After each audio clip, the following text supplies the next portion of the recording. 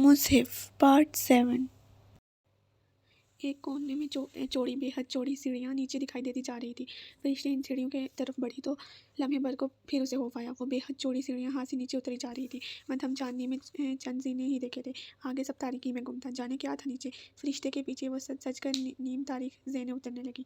बहुत नीचे जाकर फर्श कदमों तले आया तो महसूस हुआ नीचे नरम सा कालीन था जिसमें उसके पाँव धंस गए थे। वो बेहद तवील और गलीज़ कमरे में खड़ी थी। वो किधर शुरू किधर ख़त्म होता था कुछ पता न चलता था। वो इधर उधर घुमाती अंधेरे में आंखें फाड़ फाड़ कर देखने की कोशिश कर रही थी। फरिश्ते ने दीवार पे हाथ मारा, बटन दबाने की आवाज़ आई और अगले ही चंद लम्हे जैसे पूरा आसमान रोशन हो गया। और महमद ने घबरा कर इधर उधर देखा।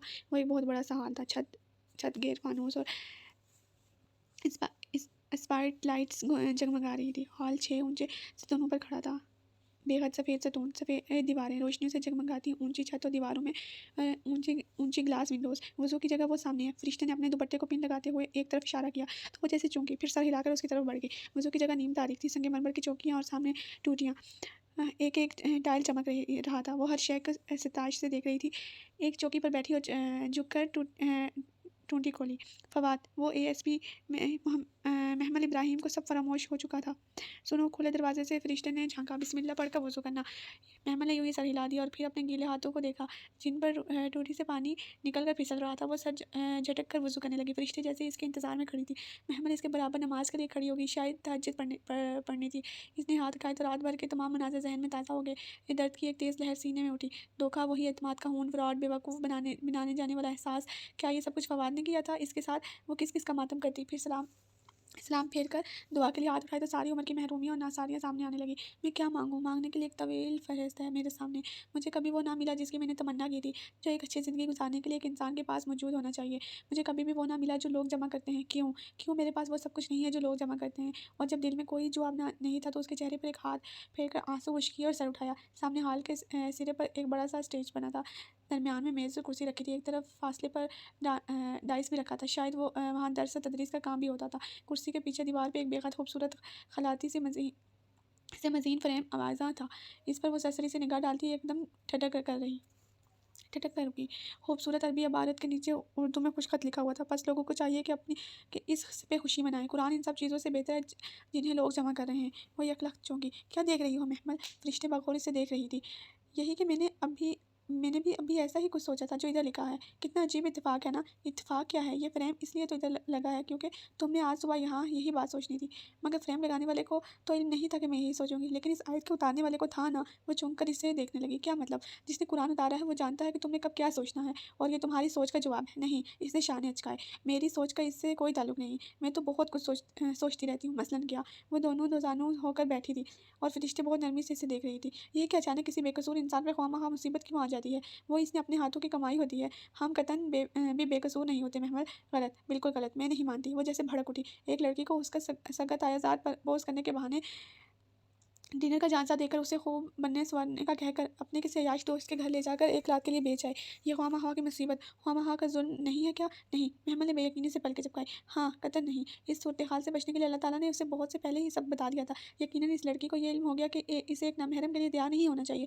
कज़न भी तो नामहरम है और उसे ये भी पता होगा कि अपने जिस्म का चेहरा इस तरह ढकना चाहिए कि किसी नामहरम बिलफर्ज इसके कज़न को कभी इल्म ही ना हो सके कि वो कितनी खूबसूरत है कि वो उसे बेचने का सोचे। अब बताओ, ये जुल्म है या इसके हाथों की कमाई? वो धुआं चेहरे के साथ बिना पलक झपके फरिश्ते को देख रही थी जो सर झुकाए दो जानू बैठी आहिस्तगी और नरमी से कह रही थी। और यकीनन अपने कज़न के धोखे में आने से कबल किसी ने अल्लाह के हुक्म से इसे खबरदार ज़रूर किया होगा। इसके ज़मीन ने या शायद किसी इंसान ने, मगर इसने फिर भी नहीं सुना और इसके बावजूद अल्लाह ताला इसे इज़्ज़त और हिफाजत से रखे। ये तो अल्लाह का बहुत बड़ा एहसान है, out of the way favour है। हम इतने बेकसूर नहीं होते महमल जितना हम खुद को समझते हैं। वो कही जा रही थी। इसके जहन में धमाके हो रहे थे। चाचाओं कतियत से फवाद को महमल ने ऑफिस में काम करने से मना किया था। हसन के अल्फाज और वो तमनिया जो सिद्रा की मंगनी वाले रोज़ इसने की थी। इसने अपनी दाई कलाई देखी। इस पर अंदमंदमल हुए ज़ख्म के निशान थे। हाँ, इसने इसे खबरदार किया था। मैं फरिश्ते में वाकई मैं अपनी नादानियों पर किसी को गवाह नहीं बनाती।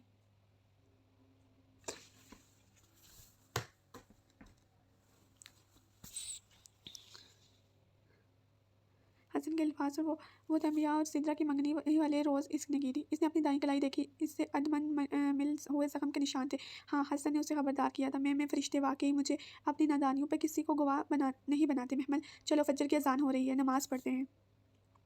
وہ سادگی سے کہتی پھر سے کھڑی ہو گئی تھی، مگر محمل اپنی جگہ سے ہل نہ پائی تھی۔ آگاہی کا آئینہ بہت بھیانک تصور پیش کر رہا تھا۔ اسے ایک ایک کر کے تمام باتیں پھر سے یاد آنے لگی۔ فرشتے ٹھیک کہہ رہی تھی، سب سے زیادہ قصور تو اس کا خود ہی تھا۔ وہ آخر فواد کی گھاڑی میں بیٹھی ہی کیوں تھی؟ اس نے دل اور مصحف میں سے دل کا انتخاب کیوں کیا تھا؟ اس نے بھیگی آنکھیں اٹھائی، فرشتے اس سکون سے رکوع میں کھڑی تھی اور سامنے وہی الفاظ چمک رہے تھے، اور قرآن ان سب چیزوں سے بہتر ہے جنہیں لوگ جمع کر رہے ہیں۔ اس کا دل رو دیا تھا۔ کیسے ڈٹائی سے اس نے سیاہ فام لڑکی کو اس کا مصحف واپس کیا تھا۔ اسی سمے اس کی آواز میں کیسی بے رخی تھی۔ ٹی وی پہ اذان لگتی یا تلاوت ہوتی تو وہ چینل بدل دیا کرتی۔ یہ آواز کانوں پہ بوجھ لگتی تھی۔ سپارے پڑھنا کتنا گھٹن لگتا تھا، اور فجر تو سوائے پیپرز کے اس نے کبھی نہ پڑھی تھی۔ اب وہی فجر پڑھنے کے لیے وہ فرشتے کے برابر کھڑی ہوئی تھی۔ میرے اللہ تعالیٰ مجھے گھر واپس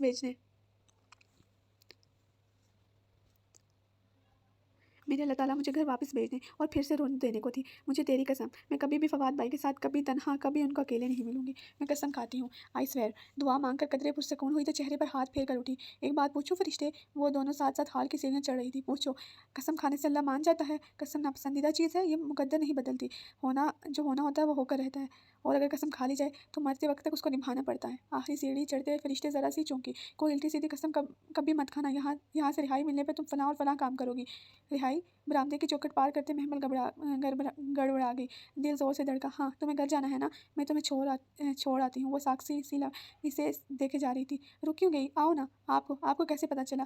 بات یہ ہے محمل کہ اول تو تہجد کے وقت یہاں ہماری مسجد میں کوئی عبایا پہن کر نہیں گھومتا۔ دوم یہ کہ تم نے میرا عبایا اور سکارف پہن رکھا ہے، اور سوم میں نے تمہیں صحن پھٹانکتے دیکھ لیا تھا۔ محمل نے بکھلا کر اپنے جسم پر موجود عبایا کو دیکھا، جس سے لمبی مردانہ شلوار کے پائنچے ذرا ذرا سے جھانک رہے تھے۔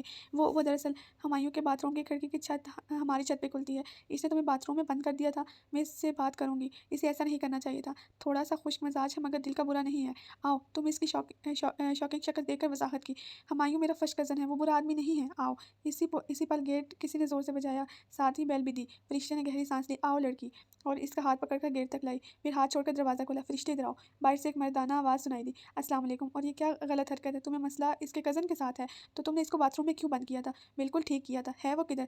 وہ جواباً بگڑا کر بولا۔ محمل سہم کے قطرے آؤٹ میں ہو گئی۔ یہ تو وہی تھا جس کی آواز پہچانتی تھی۔ وہ میرے ساتھ ہے، مگر تمہیں اس سے عزت سے پیش آنا چاہیے۔ فرشتے کے لہجے میں دبی سختی تھی۔ جو بھی ہے، تم اسے نہیں ہمایوں، تم اس کے مجرم کی طرح کریٹ مت کرو۔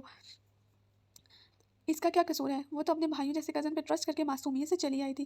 وہ حق تک سنے جا رہی تھی۔ ابھی تو فرشتے کو بالواسطہ سب کتھا سنا آئی تھی۔ وہ تب فرشتے کو فواد کو نامحرم کہہ رہی تھی، اور اب ہمایوں کے ساتھ اس کی نادانیوں پہ کیسے پردہ ڈال رہی ہے؟ اس کا قصور یہ ہے کہ فواد کریم کی کزن ہے۔ اسے لے کر آؤ۔ اب کہ ہمایوں داؤد کا لہجہ متوازن تھا، فرشتے اسے راستے دینے کے لیے چوکھٹ پار کر کے باہر چلی گئی تو دھڑکتے دل سے گیٹ کے اوٹ سے نکلی۔ سامنے ہی وہ کھڑا تھا، یونیفارم میں ملبوس، مکمل طور پر تیار، اکڑ تیور اور ماتھے پہ بل کیے۔ جب میں نے تم سے بکواس کی تھی کہ وہاں رہو تو تم نے باہر قدم کیوں نکالا؟ نوکر نہیں ہوں میں آپ کی جو آپ کا حکم مانوں۔ آپ ہیں کون جو مجھے حکم دیں گے؟ ہاں، وہ جواباً غذائی تھی۔ وچ، تم زبان سنبھال کر بات کریں۔ ایس پی صاحب، میں مسجد میں کھڑی ہوں، اور اب آپ کا مجھ پر کوئی زور نہیں ہے۔ اس نے گیٹ کا کنارہ مضبوطی سے پکڑ رکھا تھا۔ وہ کچھ سخت کہتے کہتے ضبط کر گیا، پھر فرشتے کی طرف پلٹا جو خاموشی سے سب دیکھ رہی تھی۔ اس سے کہو کہ میرے ساتھ آئے، میں اس کا دشمن نہیں ہوں۔ فرشتے نے خاموشی سے ہمایوں کی بات سنی، اور جب وہ چپ ہوا تو محمل کی طرف مڑی۔ اس کے ساتھ چلی جاؤ، یہ تمہارا دشمن نہیں ہے۔ مجھے ان پہ رتی برابر بھروسہ نہیں ہے، ہونا بھی نہیں چاہیے، مگر تمہارے تنہا گھر جانے اور پولیس موبائل میں جانے میں فرق ہوگا۔ آگے تم اپنے فیصلوں میں آزاد ہو۔ بات کچھ ایسی ہے کہ وہ خاموش سی ہو گئی۔ ٹھیک ہے، آئیں۔ اس نے قدم باہر رکھا، پھر پلٹ کر فرشتے کی طرف دیکھا جو گیٹ کے ساتھ سینے پہ ہاتھ باندھے کھڑی تھی۔ اس کی پشت پہ وہ عالیشان 3 منزلہ عمارت تھی جس کے اونچے سفید ستون بہت وقار سے کھڑے تھے، جیسے کوئی بلند و بلا سفید محل ہو جس کا گنبد نہ تھا، مگر فرشتے اسے مسجد کہہ رہی تھی۔ اس سے مسفل بنگلہ اپنی خوبصورت آزائش کے ساتھ وہیں موجود تھا جہاں اس نے رات میں دیکھا تھا۔ فجر کی نراہٹ میں وہ ابھی بھی شاندار لگ رہا تھا۔ تھینکس، وہ کہہ کر رکی نہیں۔ ہمایوں سامنے کھڑی پولیس موبائل کے ڈرائیونگ سیٹ سنبھال چکا تھا۔ وہ اعتماد سے چلتی ہوئی آئی اور فرنٹ ڈور کھول کر نشست سنبھالی۔ آپ مجھے میرے گھر لے کے جا رہے ہیں؟ نہیں، سچ سے انداز میں کہہ کر وہ گاڑی سڑک پر ڈال چکا تھا۔ پھر ہم کہاں جا رہے ہیں؟ تھانے۔ مگر مجھے گھر۔ بیوی، مجھے بحث پسند نہیں ہے، خاموش رہو۔ اس نے جڑ کر ہمایوں سے سپیڈ بڑھا دی۔ وہ نم آنکھوں سے سامنے سڑک کو دیکھنے لگی، جانے اس کی قسمت اس کو اب اور کیا کیا دکھانے والی تھی۔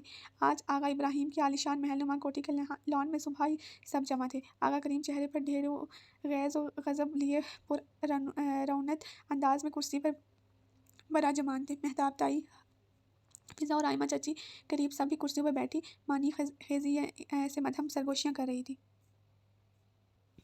वो फरहान चाचा और असद चाचा भी पास ही परेशान से बैठे थे। बरामदे के मुख्तसर सहने पर आरजू बैठी थी। घुटनों पर प्लेट रखे वो अपनी अजली न्याजी से टोस्ट पे जैम लगा रही थी। इसके पीछे बरामदे में बिछी कुर्सियों पर बाकी लड़कियां बैठी खुसर फसर कर रही थी। हसन तरफ सा घास पर टहल रहा था। बार बार अपने सेल फोन पर कोई नंबर प्रेस करता वो झिंझला सा रहा था। वसीम अपने कमरे में था और फवाद आगा जान के बराबर कुर्सी डाले अखबार फैलाई सरसरी का मुताला कर रहा था। गाह निगाह उठाकर सबके चेहरों के तासरात देख लेता। इसके अंदाज में इत्मीनान और सरशारी थी। बस एक मुसर्रत थी जो किचन में कुर्सी पर खामोश बैठी आंसू बहा रही थी। इनकी सारी ज़िंदगी की रियासत रायगा गई थी। महमल कल अकेडमी जाने का कहकर बाहर निकली थी और जब शाम तक उसकी वापसी ना हुई तो उसका दिल बैठने लगा। कितने नफल पढ़े डाले, कितनी दुआएं की, मगर वो वापस ना आई। बात छुपने वाली कहाँ थी भला, सबको खबर हो गई। आगा जान तो सरापा गैस और गजब बन गए। थाने जाने की बात की तो फवाद ने उन्हें समझाया कि घर की इज्जत दाव पे लगाने का फ़ायदा थोड़ी देर मज़ीद इंतजार कर लेते हैं। हसन और असद चाचा सारी रात इसे समतालों मुर्दा खानों और सड़कों पर तलाशते रहे, मगर जब 3 बजे के करीब वो नाकाम लौटे तो घर में गोया सफ़ मातम बिछ गई। औरतों के मानी खैर निगाहें, मर्दों के मलामत भरे फिक्र मुसरत को अपने रूह पे गिरते हुए महसूस हुए। वो उसी वक्त से रोए चली जा रही थी। कोई सफाई, कोई दिहाई नहीं, बस आंखों से आंसू और लबों पे एक ही दुआ कि महमल की लाश किसी हसनताल किसी ही नहर नाले से मिल जाए, मगर वो ना हो जो उसकी सारी रियासत ज़ाया कर दे।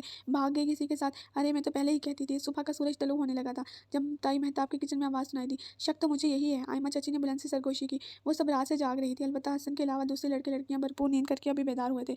बस आगा जान एकदम ठाड़े। अंदर किचन में रोती मुसर्रत ने थक कर भीगा चेहरा उठाया।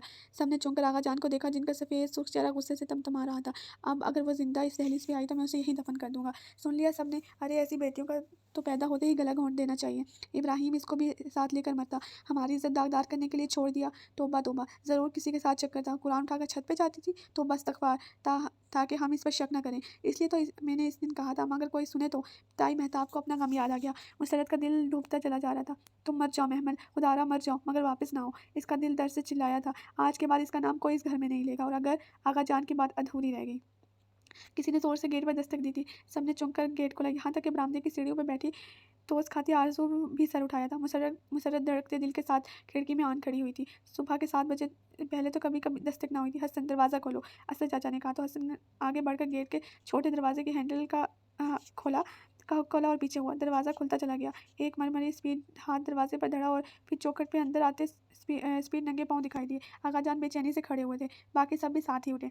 सबकी निगाहें गेट पर जमी थी, जहाँ छोटे दरवाजे को खोलकर वह अंदर दाखिल हो रही थी। स्याह पाँव तक आता बाया और चेहरे के गिर्द सख्ती से लिपटा सरमिनी से काफ, नंगे पाँव सर झुकाए महमल इब्राहिम अंदर कदम रखा। हसन, इससे कहो यहाँ से दफ़ा हो जाए, वरना मैं इसका खून कर दूंगा। आगा जान जोर से दाड़े। अभी और इसी वक्त निकल जाओ यहाँ से बेशरम लड़की, वरना आपके बाप का घर है जो निकल जाऊँ। और जो गर्दन झुकाए अंदर कदम रख रही थी, एकदम सर उठाकर इतनी बेखूफ़ी से उड़ाई कि लम्हे भर को सब बुझकार रह गए। ताई मेहताब ने तो शिश्तर सा होकर मुँह से हाथ रख लिया। हसन उलझकर महमल को देख रहा था और फवाद अपनी जगह सख्त रह गया था। वो अब पलट कर गेट खोल रही थी। दूसरे लम्हे जहन से 2 पुलिस मोबाइल्स आगे पीछे ड्राइवर वे अंदर आए। खटखटाकर दरवाजे खुले और सिपाही उतरे के तेज़ी से इर्द गिर्द फैलते चले गए।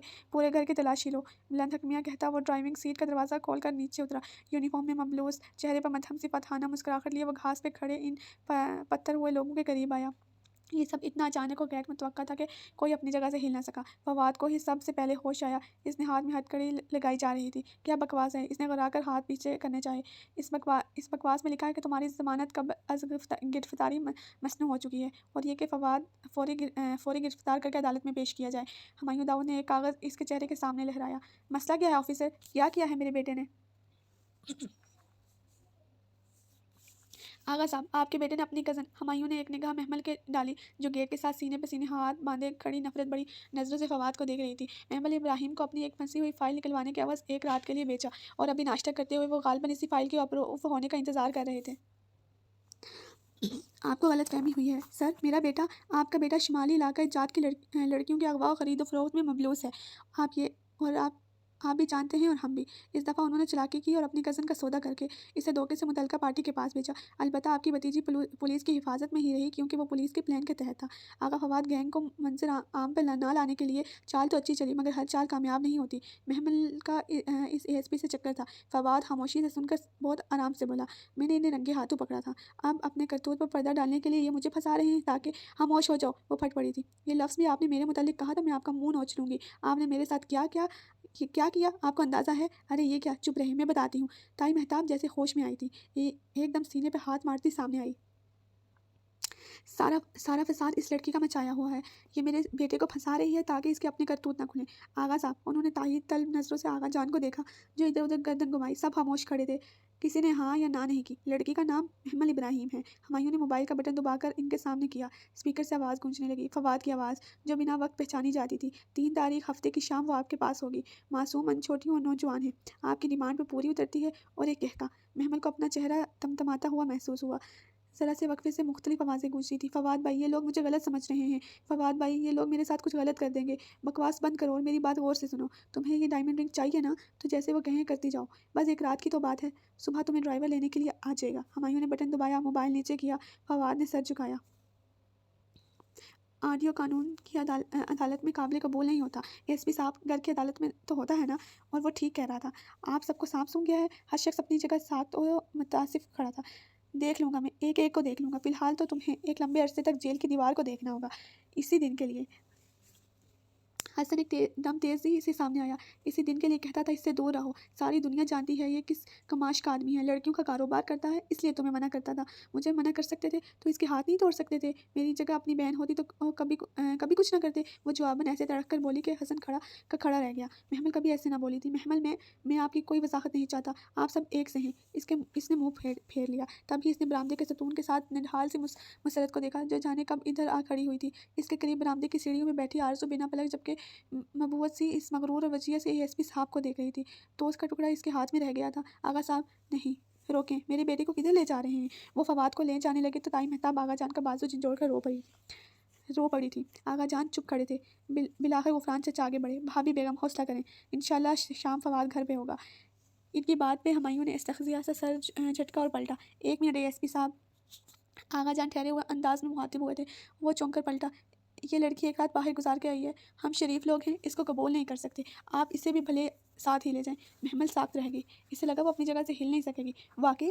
ہمایوں نے آبرو اٹھائی۔ برآمدے کے ستون سے لگے مسرت کے آنسو پھر سے ابھر پڑے۔ جی واقعی، اس نے چبا کر کہنے پہ مسکرایا۔ ٹھیک ہے محمل بی بی، تھانے چلیے، آپ سلطانی گواہ ہیں، گواہی دیں اور فواد کریم کو ساری عمر جیل میں سڑتے دیکھیں۔ آپ نے تو چاہا آپ کے گھر کی بات گھر میں رہ جائے، لیکن اگر آپ چاہتے ہیں تو ساری دنیا کو علم ہو تو فواد نے گھر کی بچی کا سودا کیا ہے تو ٹھیک ہے، ہم اس سلطانی گواہ کو لے جاتے ہیں۔ نہ آپ اس بچی کو سمجھا بجھا کر راضی کر کے چپ کرا سکیں گے، نہ ہی فواد کبھی باہر آ سکے گا۔ چلو محمل۔ ارے نہیں اے ایس پی صاحب، محمل ہماری بچی ہے۔ بھائی صاحب بس یوں ہی ناراض ہیں، ہمیں یقین ہے کہ پولیس کی حفاظت میں رہی ہے، عزت سے گھر آئی ہے۔ غفران چچا نے بوکھلا سے کیا بات سنبھالی۔ نہ بھی یقین کریں پھر بھی محمل کو ہم نے مسجد بھجوایا تھا، عورتوں کی مسجد میں، میری بہن ادھر پڑھتی ہے۔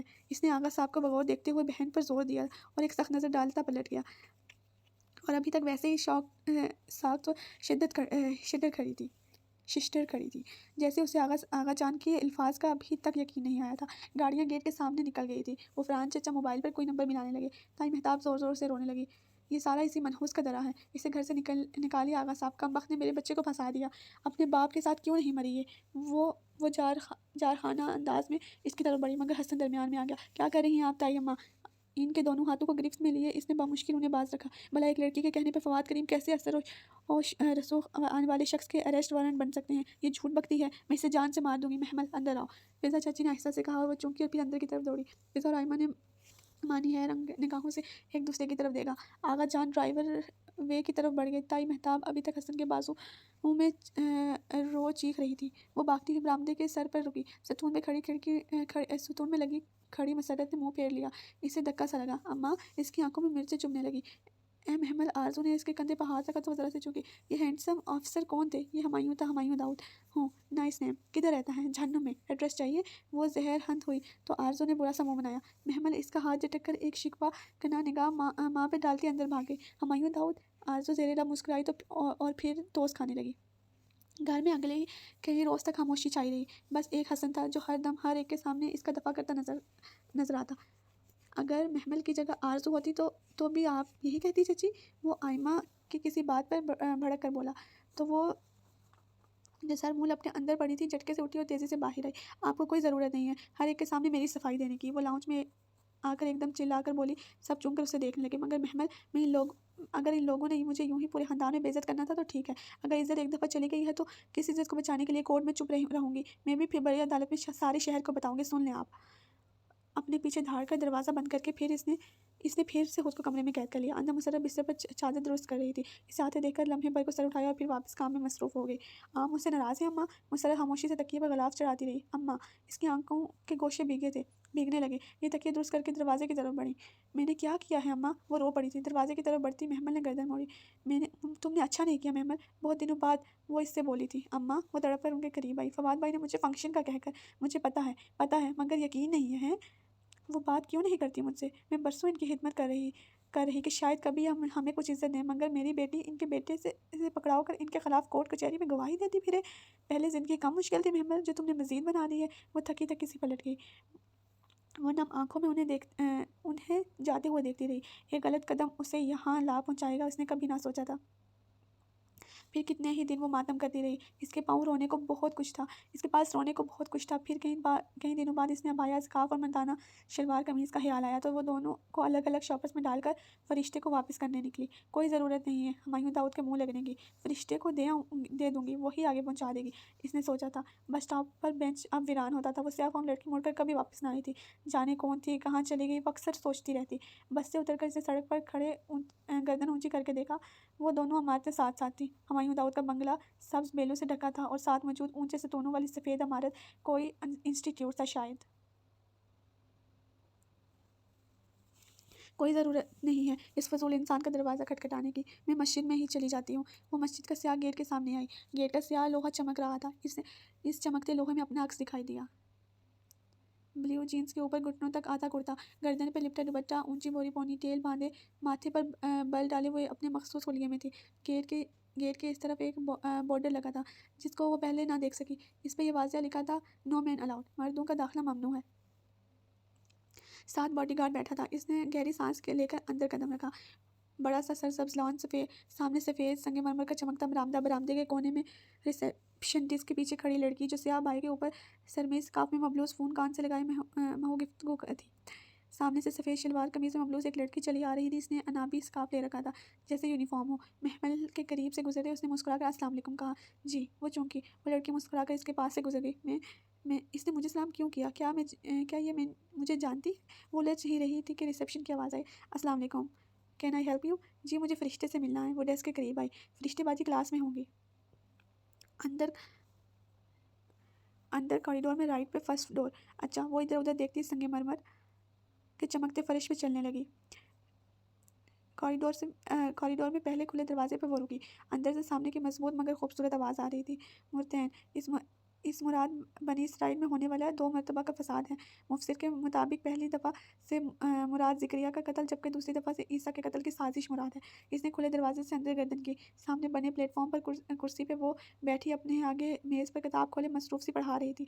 इसके सामने कतार दर कतार लड़कियाँ कुर्सियों पर बैठी थी। अनाबी स्कार्फ में लिपटे बहुत से झुके सर और तेज़ी से लिखते कदम। वो वापस पलट गई। बरामदे में रिसेप्शनिस्ट के सामने दीवार पर लगे काउच पर बैठकर वक्त काटना उसे बेहतर लगा।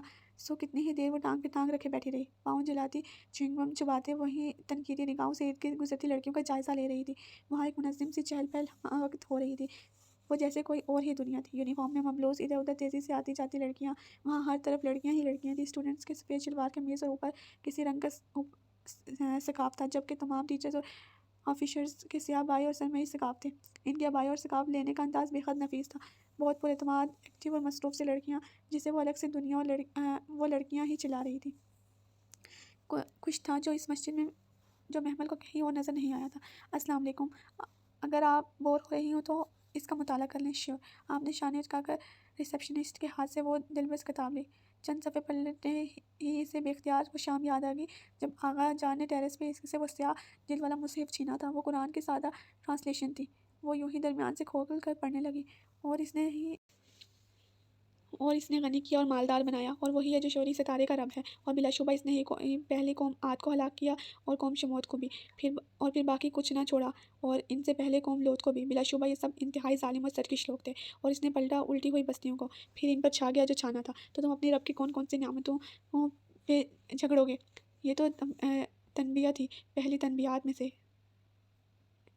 آنے والی قریب آ گئی۔ اللہ کے علاوہ کوئی ظاہر کرنے والا نہیں، تو کیا تم اس قرآن سے تعجب کرتے ہو اور ہنستے ہو روتے ہوئے، اور تم کھیل تماشا کر رہے ہو؟ محمل ارے وہ بالکل کھو کر پڑی چلی جا رہی تھی، بری طرح سے چونکی سامنے فرشتے کھڑی تھی۔ اس نے قرآن بند کیا اور میز پر رکھ کر کھڑی ہوئی۔ السلام علیکم، کیسی ہو؟ فرشتے اس کے گلے لگ کر الگ ہوئی اور اسے شانوں سے تھام کر مسکرا کر دیکھا۔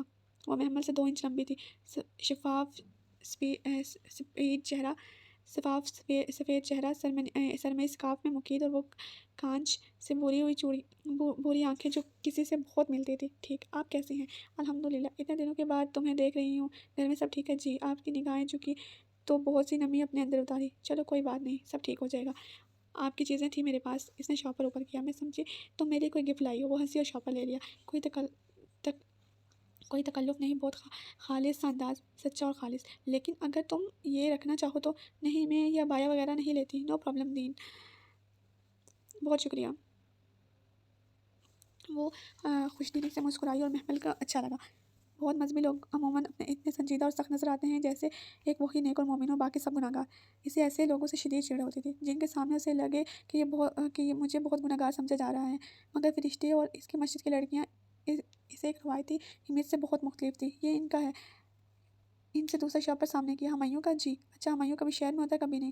میرا اس سے ایریج کانٹیکٹ نہیں رہتا، میں بھول بھی جاتی ہوں بہت۔ اگر تم یہ اس کے چوکیدار کو دے دو تو وہ پہنچا دے گا۔ فرشتے، انہوں نے اپنے آپ کو اپنی اور فواد بھائی کی ڈیل کے بارے میں بتایا تھا؟ ڈیل نہیں، وہ دراصل آقا فواد سے بہت تنگ تھا اور اسے اس کے گینگ کے کسی لڑکی کے ذریعے پکڑنا چاہتا تھا۔ وہ گینگ کی لڑکیاں توقع کر رہے تھے، تو آپ کو کیسے علم ہوا کہ میں ان کی کزن ہوں؟ تم نے خود بتایا تھا جب ہم پریئر ہال میں تہجد پڑھ رہے تھے۔ اوہ، کئی دن کی الجھن سلجھ گئی۔ میں تو گینگ کی لڑکی نہیں تھی، پھر انہوں نے فواد بھائی کو کیسے اریسٹ کر لیا؟ یہ تو تمہیں ہمایوں سے پوچھنا چاہیے، میری تو عرصے سے اس سے بات ہی نہیں ہوئی۔ ٹھیک، 2 بجنے کو ہیں فرشتے، میں پھر آؤں گی۔ وہ سوچ ہی رہی تھی کہ اس کا ہمایوں سے زیادہ رابطہ نہیں رہتا، مگر اسے فواد کے کیس میں ہر بات معلوم تھی۔ عجب بات تھی، اور میں دعا کروں گی کہ تم کبھی ہمارے ساتھ آ کر قرآن پڑھو۔ معلوم نہیں، شاید کچھ عرصے تک انگلینڈ چلی جاؤں۔ اور فرشتے کے چہرے پر سایہ لہرایا۔ آپ کی مسجد میں قرآن پڑھاتے ہیں؟ ہاں، یہ دراصل ایک اسلامک اسکول ہے۔ میں چلتی ہوں اور اسے لان تک چھوڑنے آئی۔ تمہیں کبھی کسی نے اس کتاب کی طرف نہیں بلایا؟ محمد، جاتے سمے اس نے پوچھا تو اس کے قدم رک گئے۔ یادوں کے پردے پہ ایک سیاہ فام لڑکی کا چہرہ بلایا تھا، مگر میں نے دل کا انتخاب کیا اور میں خوش تھی۔ اس نے کہا یہ کتاب سحر کر دیتی ہے اور مجھے مسحور ہونے سے ڈر لگتا ہے۔ کتاب سحر نہیں کرتی، پڑھنے والا خود کو سحر زدہ محسوس کرتا ہے۔ ان دونوں میں کیا فرق ہے؟ بہت ہے، لفظوں کو الگ الگ پرکھنا سیکھو ورنہ زندگی سمجھ نہیں آئے گی۔ فرشتے چلی گئی اور وہ شاپر اٹھائے خود کو گھسیٹتی باہر نکلی۔ ساتھ والے گیٹ میں اندر جاتے گاڑی لمحے بھر کو رکی۔ شیشہ نیچے ہوا، سر پہ کیپ اور وجیہ چہرے پر ڈارک گلاسز لگائے ہمایوں نے اسے دیکھا تھا، جو گیٹ کے سامنے کھڑی آنکھیں سکوڑے اسے دیکھ رہی تھی۔ وہ چوکیدار کو کچھ کہہ کر گاڑی زن سے اندر لے گیا۔ چوکیدار بھاگتا ہوا اس کے قریب آیا۔ صاحب کہہ رہے ہیں آپ کو اندر روم میں بٹھائیں، وہ آتا ہے۔ تمہارے سامنے سوچا بھی کیسے کہ میں اس سے ملنے آئی ہوں؟ مائی فٹ، یہ پکڑو، اپنے صاحب کے منہ پہ مارنا۔ غصے سے اس کی آواز بلند ہونے لگی۔ سارا کسی دھڑا اسی شخص کا تھا۔ اس نے منہ پہ بے طرف غصہ آیا تھا۔ اس نے شاپر سے تھمایا۔ اس پر وہ کیپ ہاتھ میں لیے تیزی سے چلتا ان کے پاس آیا۔ خان، گیٹ بند کر دو۔ وہ بطول سے کہو چائے پانی کا بندوبست کرے، مہمان ہیں، اور آپ پلیز اندر آ جائیں۔ شائستہ اور ہمور لہجہ وہ قطعاً مختلف لگ رہا تھا۔ مجھے اندر آنے کا کوئی شوق نہیں ہے، لیکن آغا فواد کے باہر آنے کی خبر سننے کا تو ہوگا نا۔ اور وہ متذبذب مذہب سے سوچتی رہ گئی۔ وہ ہمایوں نے مسکرا کر سر جھٹکتے راستہ چھوڑ دیا۔ دن کی روشنی میں اس کا لاؤنج اتنا ہی نفیس جتنا اسے رات کو لگ رہا تھا۔ اونچی دیوار گھیر کھڑیوں سے ہلکے سے گرین پردے نفاست سے بندھے تھے۔ سنہری روشنی چھن کر اندر آ رہی تھی۔ کونوں میں بڑے بڑے مغلیہ طرز کے سنہری گملوں میں لگے پودے بہت تر و تازہ لگ رہے تھے۔ بیٹھیے، وہ ہاتھ سے اشارہ کرتے سامنے صوفے پہ بیٹھا۔ اس کے چہرے پہ کھڑی سی روشنی سیدھی بڑھ رہی تھی۔ Thank you. وہ ذرا تکلف سے بیٹھی۔ اس کا صوفہ اندھیرے میں تھا۔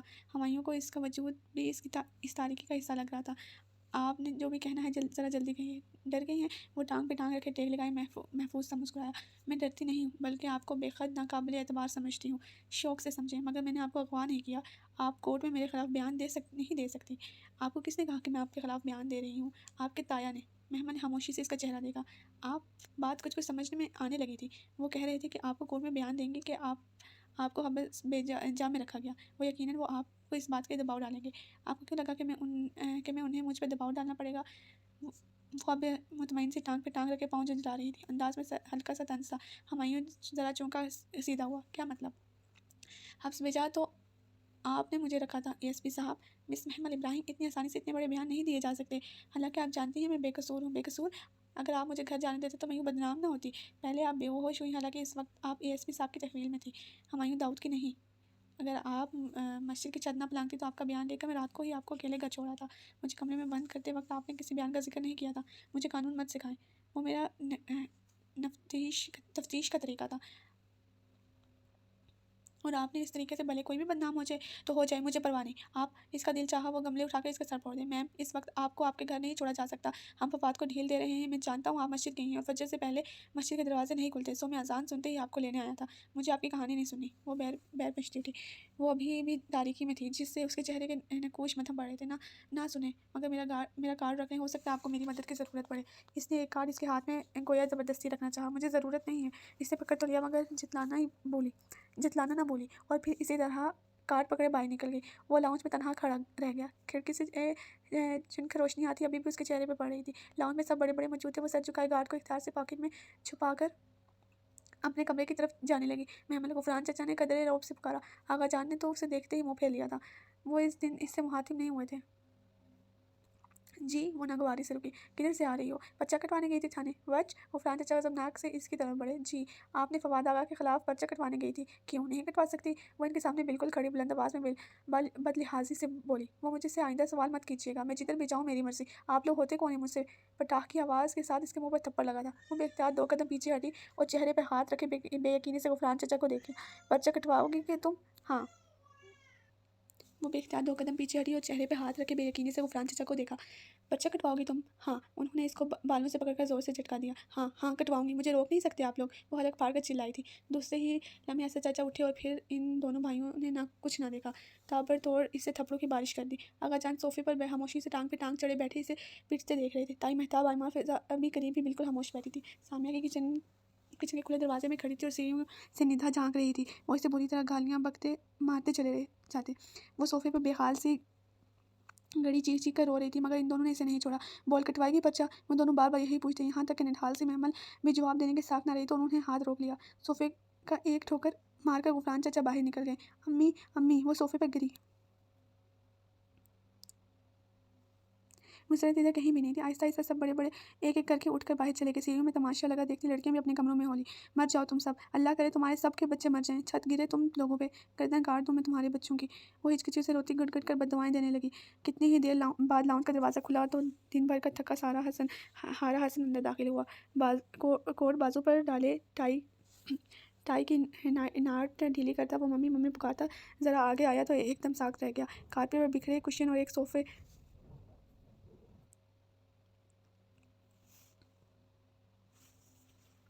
صوفے جیسے ٹھوکر مار کر اپنی جگہ سے ہٹایا گیا تھا۔ اسے یہ عجیب طرح سے گری محمل بکھرے بال، چہرے پر نیل، بازوں پر سرخ نشان۔ وہ بازو سے آدھا چہرہ چھپائے سسکیوں سے رو رہی تھی۔ وہ متاخر سا چند قدم آگے آیا۔ محمل! وہ بنا پلک جھپکے سے دیکھ رہا تھا۔ کس نے کیا ہے یہ سب؟ مر جاؤ تم! ایک دم بازو ہٹا کر اس نے حسن کو دیکھا اور پھر چلائی تھی۔ خدا را سب کرے تم سب مر جاؤ، یتیموں پر ظلم کرتے ہو، خدا کرے تمہارے بچے مر جائیں سب کے۔ محمل مجھے بتاؤ یہ کس نے کیا ہے؟ مر جاؤ تم سب! وہ پوری قوت سے چلائی، پھر یکدم بک کر روئی تھی اور اٹھ کر لڑکھڑاتی ہوئی اپنے کمرے کی طرف بڑھی۔ رات کے تیسرے پہر اس نے آہستہ سے دروازہ کھولا، مدھم سی چرچراہٹ سنائی دی اور پھر خاموشی چھا گئی۔ لاؤنج سناٹے اور تاریکی میں ڈوبا تھا۔ وہ دھکتے جسم کو زبردستی گھسیٹتی ٹی وی تک آئی۔ سائڈ پہ فون سٹینڈ رکھا تھا، اس نے کارڈلیس نکالا اور ادھر ادھر احتیاط سے دیکھتی واپس آئی۔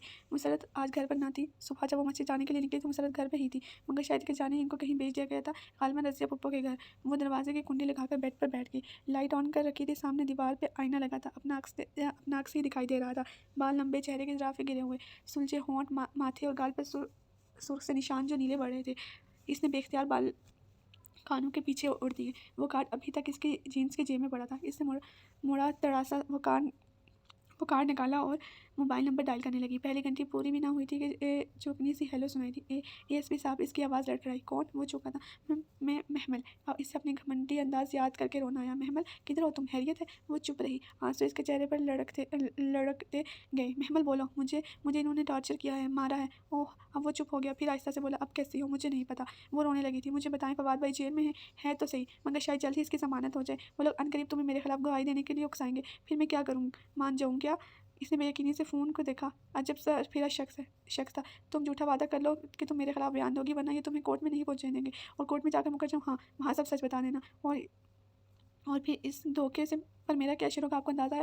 تم اس کی پرواہ، آپ سب مجھے اپنے مقصد کے لیے استعمال کر رہے ہیں۔ آپ کو مجھ سے کوئی سچی ہمدردی نہیں ہے۔ چند لمحے خاموشی چھا گئی، پھر ہمایوں نے ٹھک سے فون بند کر دیا۔ وہ دکھی سی فون ہاتھ میں لیے بیٹھی تھی۔ مسرت اگلی صبح گھر آ گئی۔ انہوں نے کوئی سوال نہ کیا، کوئی جواب نہ مانگا، بس اسے دیکھ کر ایک چاول سی چپ ہونٹوں پہ لگ گئی تھی۔ بہت دیر بعد آہستہ سے بولی، تو بس اتنا کہ تم فواد کے خلاف ضرور گواہی دوگی۔ انہوں نے میری بیٹی کے ساتھ اچھا نہیں کیا، اور پھر چپ چاپ کام میں لگ گئی۔ پورے گھر کا اس سے سوشل بائیکاٹ تھا۔ وہ کمرے میں کھانا کھاتی اور سارا دن اندر ہی بیٹھی رہتی، باہر نہ نکلتی۔ اگر نکلتی تو کوئی اس سے بات نہ کرتا۔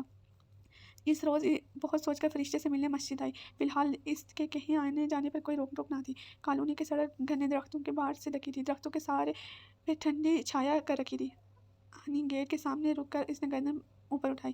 سفید اونچے ستونوں والی وہ عالیشان عمارت اپنے ازلی وقار و تمکنت کے ساتھ کھڑی تھی۔ برابر میں سبز بیلوں سے ڈھکا بنگلہ تھا، جس کے بیرونی دیوار کے ساتھ ایک خالی سنگی بینچ نصب تھا۔ محمل جب بھی ادھر آتی وہ بینچ ویران نظر آتا۔ اسے بے اختیار بس اسٹاپ کا بینچ وہ سیاہ فام لڑکی یاد آئی، نہ جانے کیوں۔ سفید سنگ مرمر کی لش پش چمکتی راہداریاں آج بھی ویسی ہی پرسکون تھی جیسی وہ ان کو چھوڑ کر گئی تھی۔ وہ ادھر ادھر کلاسز کے کھلے دروازوں میں جھانک کر آگے بڑھ گئی۔ باپ دجال مدینہ طیبہ میں نہ آ سکے گا۔ آخر دن کھلے دروازے سے اسے فرشتے کی آواز سنائی دی۔ اس نے ذرا سا جھانکا۔ وہ کتاب اپنے لیے مہمک سی پڑھا رہی تھی۔ سیاہ بائی کے اوپر سرمئی سقاف میں اس کا چہرہ چمک رہا تھا، اور سنہری چمکدار کرسٹل کی سی آنکھیں اس نے کہیں دیکھ رکھی تھی، مگر کہاں۔ وہ ان سے سوچوں میں گہری دروازے کے اوٹ میں کھڑی تھی جب فرشتے باہر آئے۔ ارے محمل، السلام علیکم۔ وہ اسے دیکھ کر خود بھی وہ بہت خوش ہوئی تھی۔ تم کیسی ہو محمل؟ آؤ، بلکہ یوں کرو، میرے ساتھ اندر آفس میں چلتے ہیں۔ فرشتے نے اس کا ہاتھ ہولے سے تھاما اور پھر اسے تھامے ہی اسے مختلف راہداریوں سے گزرتی اپنے آفس تک لے آئی۔ اور یہ کیا حالت بنا رکھی ہے تمہیں؟ پتہ نہیں۔ اس نے بیٹھتے ہوئے میز کے شیشے کی سطح پر اپنا عکس دیکھا۔ بوری اونچی پونی ٹیل سے نکلتی لاپرواہیں آنکھوں کے تلے گہرے ہلکے ماتھے اور گال پہ گہرے نیل اور ہونٹوں کے سوجے کنارے۔ ایک دم روشنی اس کے چہرے پہ پڑی تو اس کی آنکھیں چنڈیا کر چہرہ پیچھے کیا۔ فرشتے اپنی کرسی کے پشت پر کھڑکی کے بلائنڈرز کھول رہی تھی۔ ہمایوں نے بتایا تھا تم نے اسے کال کی تھی۔ وہ ذرا سی چونکی۔ ہمایوں ہر بات کیوں اسے بتاتا تھا؟ اسے یہ نہیں بتانا چاہیے تھا۔ ہمایوں کو تمہاری بہت فکر تھی۔ وہ واپس کرسی پر آ کر بیٹھی۔ انہیں میری نہیں، اپنی فکر ہے۔ بہت خود غرض ہیں آپ کے کزن، جانے دو۔ وہ نرمی سے مسکرائی۔ کسی کے پیچھے اس کا برا ذکر نہیں کرتے، جو بھی ہے۔ اس نے شانے جھکائی۔ یقیناً وہ اپنے کزن کی برائی نہیں سن سکتی تھی۔ اچھا یہ بتاؤ، وہ ذرا کرسی پر آگے ہوگی، آگے پڑھائی کا کیا پروگرام ہے؟ ستمبر میں یونیورسٹی جوائن کرنی ہے تو ابھی گرمیوں کی چھٹیوں میں ادھر اسکول آ جاؤں قرآن پڑھنے؟ نہیں، ایکچولی میرے پاس قرآن ہے ترجمے والا، گھر میں پڑھ لوں گی۔ ایس پی صاحب، بی ایس سی میں کون سا سبجیکٹ تھا؟ میتھس۔ کس سے پڑھا تھا؟ کالج میں پروفیسر سے، اور شام میں ایک باجی کے پاس ٹیوشن لینے جاتی تھی۔ میتھس کی بک تھی تو صحیح تمہارے پاس، پھر بھی دو جگہ سے کیوں پڑھا؟ گھر بیٹھ کر پڑھ لیتی۔ گھر میں خود سے کیسے پڑھا جاتا؟ اور پھر رک گئی۔ وہ جیسے سمجھ کے گہری سانس لی۔ قرآن اور نصابی کتابوں میں فرق ہوتا ہے، اس لیے ہم 4 سال کی عمر سے گھنٹوں نصاب کو پڑھتے رہتے ہیں اور قرآن کو بڑھاپے کے لیے چھوڑ رکھتے ہیں، مگر قرآن کو اللہ نے بہت آسان بنا کر اتارا ہے تاکہ ہر کوئی اسے سمجھ سکے۔ میتھس ٹیچر کے بغیر سمجھ نہیں آتا، قرآن آ جاتا ہے۔ ہاں، کیوں نہیں؟ فرشتے نے گہری سانس لی اور جھک کر دراز سے ایک سیاہ جلد والی دلبریز کتاب نکالی۔ یہ انجیل مقدس کا ایک قدیم اقتباس ہے، اس میں محمد صلی اللہ علیہ وسلم کے ظہور کی پیش گوئی ہے، کافی دلچسپ ہے، یہ پڑھو۔ اس نے ایک صفحہ کھول کر اس کے سامنے کیا۔ محمل نے کتاب اپنی جانب کھسکسائی۔ بعد میں یہ ہدف کر دیا گیا تھا اس کی امت کی اناجیل ان کے سینوں میں ہوگی۔ وہ بے اختیار پڑھتے رکی۔ اناجیل؟ اس نے پوچھا۔ انجیل کی جمع مراد ہے قرآن مجید۔ یہ یہاں سے پڑھو۔ فرشتے نے ایک جگہ انگلی رکھی، میروتی سپیڈ انگلی جس کے گلابی ناخن نفاست سے تراشا ہوا تھا۔ اس نے انگلی میں زمرد جڑی چاندی کی انگوٹھی پہنی رکھی تھی۔ وہ اچھا، وہ ادھر سے پڑھنے لگی۔ وہ بازاروں میں شور کرنے والا ہوگا، نام بیہودہ، نام احمد ہوگا، ولادت مکہ، ہجرت طیبہ اور ملک شام ہوگا۔ وہ آفتاب کے سایوں پر نظر رکھنے والا ہوگا۔ اس کی اذان دینے والے کی پکار دور تک سنائی دے گی۔ وہ رک کر جیسے الجھ کر پھر شروع دیکھنے لگی۔ ملک شام ملک ہوگا۔ اس نے سوالیہ نگاہ فرشتے کی طرف اٹھائی۔ بعد میں مسلمانوں کی حکومت شام تک پھیل گئی تھی، اس طرف اشارہ ہے۔ وہ آفتاب کے سایوں پر نظر رکھنا، نمازوں کے اوقات کے لیے ہے۔ اور اذان دینے والا بلال۔ فرشتے جواب دیتے ہوئے مسکرائی، گھر بیٹھ کر پڑھو گی تو یہ سوال کس سے پوچھو گی؟ قرآن کی تفسیر بھی تو پڑھ سکتے ہیں۔ علم پڑھنے سے نہیں سننے سے آتا ہے۔ آخر گھر بیٹھ کر پڑھنے میں کیا ہے؟ موسیٰ کو خضر کے پاس جانا پڑتا تھا میری جان، خضر موسیٰ کے پاس نہیں آتے تھے۔ اچھی کوالٹی کے علم کے لیے اتنا ہی سفر کرنا پڑتا ہے۔ آپ کی ساری باتیں ٹھیک ہے، مگر میری بات بھی تو ٹھیک ہے۔ انگلیوں کے درمیان گھماتی مسکرا کر گہری سانس لے کر بولی، اور ان کے درمیان تسبب میں ہے، نہ ادھر کے ہیں نہ ادھر کے ہیں۔ آپ نے عربی میں کچھ کہا نا، بے علم بندے کو عربی کہاں سمجھ آتی ہے؟ قرآن اردو میں کیوں نہیں اترا تھا؟ اچھا سوال ہے۔ وہ اپنی نشست سے اٹھی اور سامنے کتابوں کے ریک کی طرف بڑھ گئی، پھر سیدھی کھڑی کتابوں کی جلد پر انگلی گزرتی ایک کتاب کو تلاش کرنے لگی۔ تو تمہارا نقطہ یہ کہ صرف خالی محاورتاً ترجمہ دیکھ کر قرآن پڑھنا بھی کافی ہے؟ اس لیے ایک کتاب یہ انگلی روکی اور اسے کھینچ کر باہر نکالا۔ یہ صورت بنی اسرائیل میں ابلیس کے آدم کو سجدہ کرنے سے انکار کرنے کا قصہ ہے۔ یہاں ابلیس نے اولاد آدم کے لیے ایک لفظ استعمال کیا تھا، یہ پڑھو۔ اس نے بڑا سا ترجمے والا قرآن اس کے سامنے رکھا اور اپنی زمرجڑی انگوٹھی والی انگلی ایک لفظ پہ رکھی۔ محمل بے اختیار قرآن پر جھکی۔ البتہ میں ضرور قبول کروں گا۔ اس نے لفظ میں ترجمہ دونوں پڑھے، رائٹ۔ اگر البتہ میں ضرور کے ضمائر کو نکال دو تو 3 حرف لفظ ہی رہ جاتے ہیں، نون کاف یعنی حنک۔ حنک کے 3 معنی ہوتے ہیں: کسی چیز کو خوب باریکی میں سمجھنا، ٹنڈیوں کے کھیت کا صفایا کرنا، اور گھوڑوں کے جبڑوں کے درمیان سے لگا الزام گزر کر گھوڑے کو قابو کرنا۔ اردو میں بس اتنا لکھا ہے قابو کرنا، جسے انگریزی میں کنٹرول کہتے ہیں، جبکہ عربی کی وضاحت ہمیں یہ بتاتی ہے کہ شیطان کس طرح ہماری نفسیات سمجھ کر ہمارے ایمان کا صفایا کر کے ہمیں لگام ڈالتا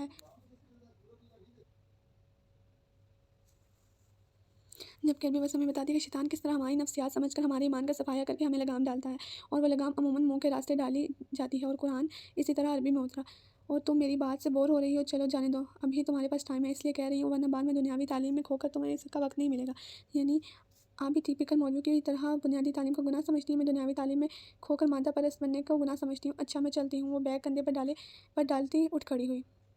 ہاں تمہیں دیر ہو رہی ہے، گھر میں سب پریشان ہو رہے ہوں گے۔ پریشان کوئی نہیں ہوتا، یتیموں کی پرواہ کسی کو نہیں ہوتی۔ کون یتیم؟ فرشتے نے حیرت سے اسے دیکھا۔ میرے ابا نہیں ہیں۔ عمر کیا ہے تمہاری؟ 20 سال۔ پھر تو تم یتیم نہیں ہو۔ یتیم تو اس نابالغ بچے کو کہتے ہیں جس کا باپ فوت ہو جائے۔ بلوغت کے بعد کوئی یتیمی نہیں ہوتی۔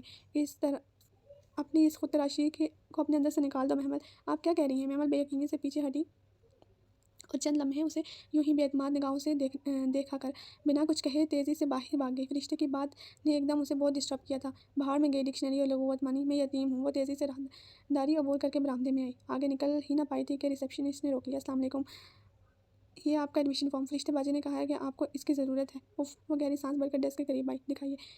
بس دیکھ کر واپس کر دوں گی۔ مجھے مولوی نہیں بننا، ماسٹرز کرنا ہے۔ اس نے سوچا، دنیا بیچ کون سا ہے؟ وہ پراسپیکٹس کے صفحے پلٹ کر دیکھ رہی تھی۔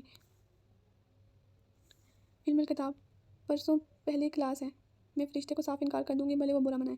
بس پورا دیکھ کر واپس کر دوں گی۔ وہ سوچ رہی تھی۔ اور یہ فارم فل کر کے کتنے دینا ہے؟ اسی ٹیکسٹ پر۔ اور فیس بھی علم کی فیس نہیں ہوتی؟ پھر بھی کچھ چارجز تو ہوں گے۔ ہم قرآن پڑھانے کے چارجز نہیں لیتے۔ تو نہ لیں، مجھے کون سا ادھر داخلہ لینا ہے؟ میں تو پورا دن سکارف لپیٹ کر قرآن نہیں پڑھ سکتی۔ آئی ایم سوری فرشتے، مگر میں یہ نہیں کروں گی۔ اس نے خود کلامی کی تھی، مگر 10 منٹ بعد وہ فارم فل کر رہی تھی۔